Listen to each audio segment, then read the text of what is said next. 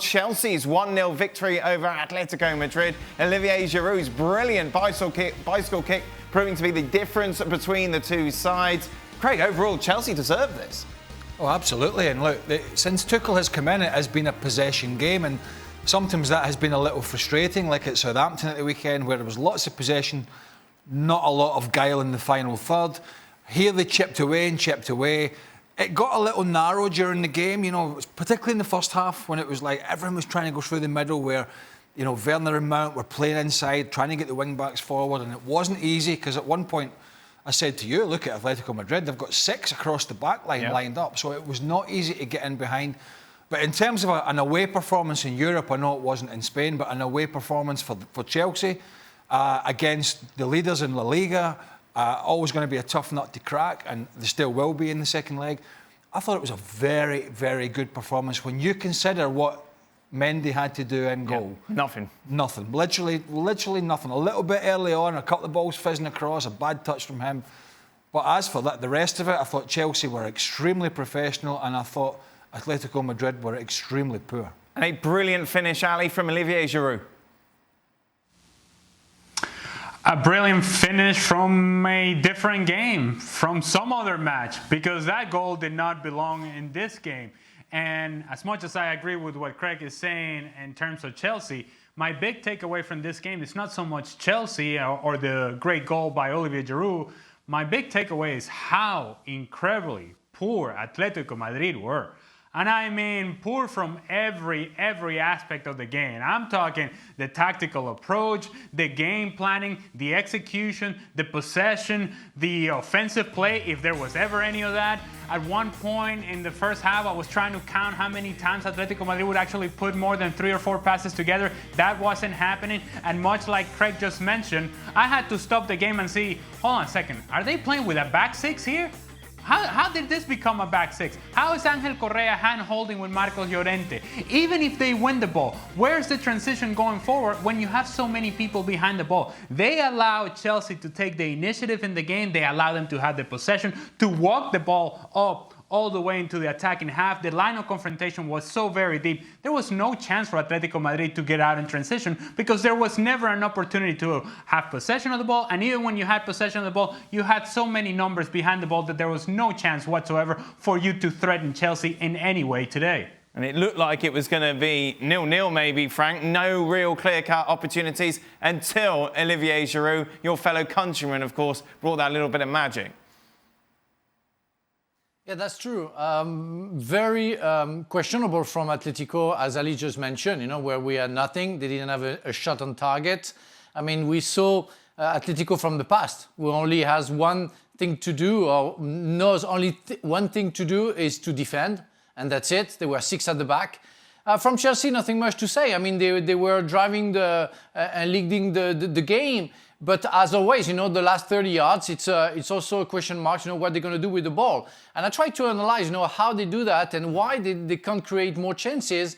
It's because most of the time, the 4 players who have the ball, most of the time, they are Azpilicueta, Jorginho, Kovacic, and Marcos Alonso. But they never take on players, never. Maybe Kovacic did once in the second half. But otherwise, they give the ball being 5 yards away from the opponent. So they don't move, they don't create an unbalanced situation for the opponent. It's why they don't create anything. And it's why I'm a little bit worried for the second leg. Oh, Frank, they just won. Frank, you're being incredibly harsh, aren't you? They just won 1-0 against Atletico Madrid, a team that are top of La Liga, and they thoroughly deserved it. I never said he didn't deserve it. I'm talking about the fact that they didn't create more chances. Well, your question... I'm not negative. You asked me a specific question about the fact that it could have been a 0-0, and I'm answering to your question by explaining why Chelsea I wanted you to come in and say brilliant from Olivier Giroud. He's French. I love him. He won the World Cup with us. Yeah, but I'm not a fan. I'm not a Chelsea fan. I'm not a Chelsea fan. I'm a former Chelsea player who likes Chelsea, but I'm here to analyze what's going right and wrong. And I'm saying, if you just won't let me finish it. If you don't create something where you fix the player to give to another, you won't create anything. It's why they have that problem. Otherwise, fantastic game from Chelsea because they deserve that win. But Mount won't be there for the second leg.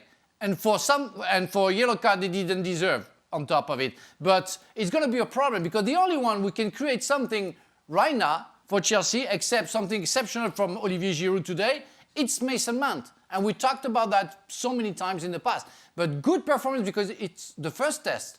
So, and the Tuchel that they have, for me, a big test they have, and they won 1-0. But I'm not against Chelsea. I'm not being harsh about Chelsea. Can you say something nice about Giroud, please? Frank's obviously heard that I am the most hated ex-Chelsea player out there. He's gunning for your award. In the punditry world, and he's completely annoyed about that, and he's trying to annoy Chelsea fans even more. Look, I suppose if you've been super critical, if you can be in a win like this, is it could have been more, and that could come back to ruin them in the second leg. In terms of the performance, you go away and you completely boss the league leaders in Spain. I mean, you don't give them a sniff, whether that's saying more about Chelsea or Atletico Madrid. You can have your debate about that. I think it's a bit of both. The one thing I would say, if you're getting the wing-backs forward and you're whipping balls in and you play Giroud, he's not always going to score an overhead free kick. So you've got to, if you want to get Giroud free in the box and use his physicality, you need to get Mount and Werner or runners from the midfield to get in there to distract the centre-halves to allow that ball to come in.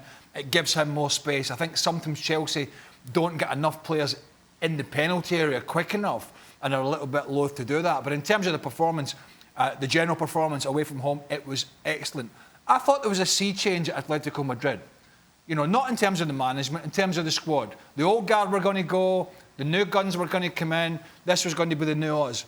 And I hear the people out there, the top of La Liga, and Suarez is doing great, by the way. He's reborn, not in this game, but in his form domestically, weekend apart with the loss to Levante. Is that saying more about Atletico Madrid, or is that saying more about the big boys in Spain dropping off? Because on this performance tonight, it would suggest it would be the latter.